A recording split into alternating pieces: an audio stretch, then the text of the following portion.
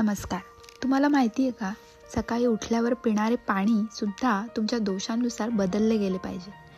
चला तर मग जाणून घेऊया आयुर्वेदानुसार रात्री ठेवलेले पाणी कसे घ्यावे. सर्वप्रथम वातदोष.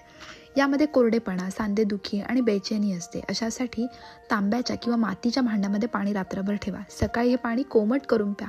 हवे असल्यास थोडेसे तिळाचं तेल किंवा अर्धा चमचा मध घालू शकता. यामुळे शरीरातील कोरडेपणा कमी होतो आणि पचन सुधारते. नंबर 2, पित्तदोष. ज्यामुळे उष्णता, आम्लपित्त आणि त्वचेचे त्रास ज्यांना असतात अशांसाठी पाणी चांदीच्या किंवा काचेच्या भांड्यामध्ये ठेवावे. सकाळी हे पाणी सामान्य तापमानात किंवा थोडे थंड प्यावे. त्यात गुलाबाच्या पाकळ्या किंवा बडीशेप घातल्यास शरीराला थंडावा मिळतो आणि आम्लपित्त कमी होते. नंबर 3, कफदोष. यामध्ये जडपणा, आळस किंवा कफ वाढतो. अशांसाठी पाणी तांब्याच्या किंवा मातीच्या भांड्यामध्ये ठेवा. सकाळी ते गरम करून प्या. त्यात सुंठ किंवा चिमूटभर त्रिकुटू घातल्यास पचनशक्ती वाढते आणि कफ कमी होतो.